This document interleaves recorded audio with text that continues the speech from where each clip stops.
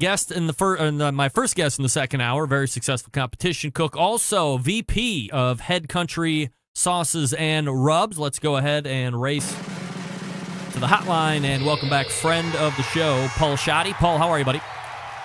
Hey, I'm doing very well, Greg. Paul, appreciate you making time for the show as always, and very excited to talk with you here this evening. So let's start with kind of where I left off with my last guest about a year ago.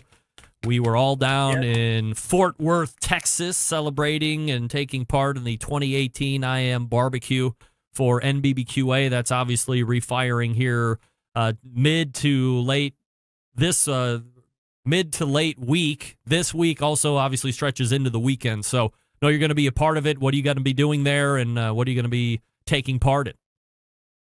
I am going to be there, Greg, and I'm going to participate with just talking about what does it take to get your product to market, and hopefully educate people, what I've experienced over the years and bringing barbecue sauce to the market. How many NBBQA conventions have you been to, Paul? 5. 5, okay. Not too many, but, they've been significant over the years, so it's been a good deal. How do you gauge what NBBQA is? Is it mostly people that are in the industry? I think there seems to be a little confusion on, if you were just I'm different in the case where, I could show up pretty much to any kind of barbecue event and get something out of it. But, if, John or Jane Backyard Cook wanted to show up during the course of the week, is there stuff for them there, or do you really need to be in the business or industry of barbecue to get something out of those first 3 or 4 days? No, I would really encourage people to come and just learn, because this barbecue sauce industry is very competitive. Whether you're a competition cook or wanting to make sauce, seasoning, marinade, whatever. So come and learn, listen, and just find out what's going on, because I've told people over the years, don't hawk the house, because man, you can spend a bunch of money and just not make any. So come and learn and listen to the people that have been there, and I'll be there to tell people what I've learned over the years. I don't want them to make the same mistakes that I made. I want them to be successful and learn faster than what I did. Paul Schatte joining me here on the show from Head Country. Paul, I've talked about it time and time again here on this show when we have somebody that is looking to bring sauce to market. Maybe they're not even a small company looking to even get bigger, just somebody, let's say like me, who feels they have the sauce in the kitchen that they want to try and then bring out to the masses. 10, 15 years ago, you didn't see near the amount of barbecue sauce on the shelves at grocery stores or just kind of widely available in any store you want to. Today, you go into convenience stores and there's a variety of different barbecue sauces. You go into the bigger grocery store chains, you might have a half an aisle or a full aisle of different barbecue and grilling accoutrements, and a large portion of that is barbecue sauce. So when it comes to barbecue sauce, Paul, how do you try and stand out, or how do you make yourself stick out amongst all the rest of the stuff, which I guess could be considered noise to a certain degree? You don't want to just bring a same kind of mousetrap to the party. Greg, you have to stay true to your formulation and what you brought to the table. But I would challenge anybody to find something else in the grocery store that is more competitive than barbecue sauce. It's really tough, and you just have to take what your core is and sell it. stay true to what you've got. Why did you want to bring something to the table in the first place? And just stay there. You can bring other flavors in, but on the other hand, I believe that you will just alienate yourself. So just stay true to your core. Is there I'm actually kind of following a guy who is going through this whole process right now, and we're doing quarterly updates with him. He's just in the part now where it looks like he's going to get his stuff bottled, and he's going to be able to start bringing it out, trying to get it into places. We've talked about pricing and sacrificing of ingredients where maybe the co-packer is saying, well, instead of using this ingredient, you can use this. It's going to give you a similar profile, but it's going to reduce your costs a little bit. That's going to allow you to put a little bit more profit, make more money on the bottles. Certainly a lot of different things to look at from a sauce perspective.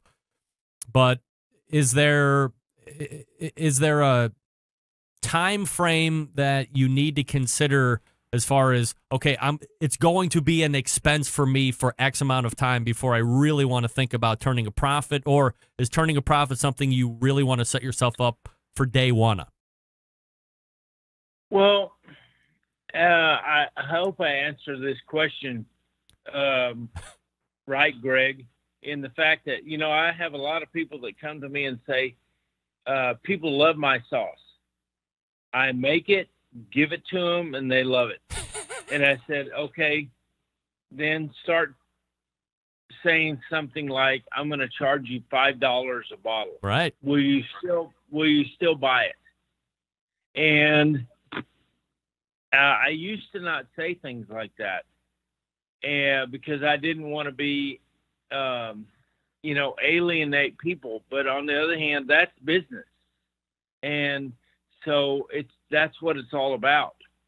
So if you've got special ingredients that hike up the price, make it more expensive, because as chefs like myself, you can grab ingredients off the shelf and go, put this in there and put that in there. And bottom line is, can you produce something and make it efficient and make it palatable for people to buy? Probably not.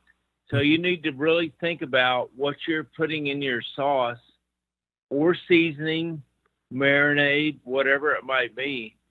And don't make it so expensive. And can you buy those things?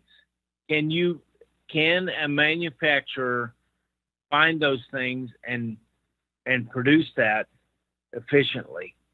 And that's a big thing right now. Paul Schatte joining me here on the show. Headcountry.com, the website. If you've never tried the Head Country sauce, you're certainly missing out. A bunch of different flavors to try. The original is one of my favorites, but also the apple, is it apple jalapeno or apple habanero? Apple habanero. Yeah, okay. That's my neighbor's favorite bar. I mean, it's 1A, 1B between Head Country Original and the apple habanero, but it's my neighbor's favorite barbecue sauce. I don't care which one it is. Just buy one. That's right. Buy one, buy both if you're feeling up to it. Right, Paul? Yeah, exactly. The other thing that I want to touch base on is, while Head Country is certainly well known for the sauce, there's other stuff that's in the profile or the portfolio that is really popular as well and really good, that probably doesn't get the recognition it deserves, which is the marinades and the rubs. So let's start with the marinades first. I've never been a huge marinade guy, so how do you suggest people use the marinade if they buy it? Greg, our marinade is great, especially on beef. And there's a lot of competitors out there that use it on their brisket. Mm-hmm. And if they're doing steaks, which is really becoming popular, it's awesome. It's a short marinade. Don't do it hours, 45 minutes at the most. And it's on the top, not an injection. And it's really good. It's walked many times at competition. So So when I won the world championship in '94, I used our marinade, and I've used it many times. All right, and then Go ahead. I was going to say, and then you also have the line of rubs. Yeah, we have 3 seasonings: our original, sweet, spicy, and High Plains Heat. And so we're known more. We have more than just barbecue sauce. We have seasoning and marinade. So I ask people to check us out because they're great. Paul, let's talk quickly about the Head Country competition side of things. How is 2019 shaping up for you? What have you done so far, and what do you plan to do for the next couple months? Greg, we've only done a couple of contests, Houston and San Antonio rodeo contest. We plan to do a few more. I don't compete near as much as I used to, but want to stay connected with my friends and colleagues that compete. And so we'll do some more. And I do some special events that I've been asked to do. And that's kind of what I've been doing for the last couple of years, getting ready to do the Kansas governor's wild turkey hunt. And, that's kind of special events, but I want to stay connected with my barbecue guys. Are you out of the competition stuff as much just because there's not an interest, or are you just busy doing other stuff? Well, that's exactly it. I'm very interested always, but just doing other things that people ask me to do. And then, if a competition comes along, and I've already committed to doing a special event, then I'm going to go do the special event, not the competition. So I just need to commit to competing more. Do you have plans to do the World Food Championship this year? I don't. There's one contest coming up, and if I, win that category, then I'll go back. But right now, no, I don't plan to do that event again. All right. Paul Schatte joining me here on the show. Paul, last question here before I let you go, and appreciate the time tonight. As I had mentioned through a couple different guests here and at the top of my show this evening, in 12 days, the nomination window closes for the 2019 Barbecue Hall of Fame nominations. We don't know who's going to make that long list of 9, which will eventually get pared down to 3, and then those 3 eventually get in and will make up the 2019 class. But if you could usurp all the processes and jam somebody into the Barbecue Hall of Fame this year, no questions asked, who do you think would go in your estimation? Well, Greg, it's been an honor for the last 2 years to be nominated myself. So I'd love to go in there because I'm an inaugural member of the Oklahoma Barbecue Hall of Fame. But if I could nominate somebody for the National Barbecue Hall of Fame, it would be Joe Traeger. Really? Yeah. Traeger grills just done a phenomenal job. But Joe himself, a great guy, and just love people, and I just think he would be a great guy to be in the hall. So I'd love to be there myself one of these days, and hopefully will. But Joe would be a great guy.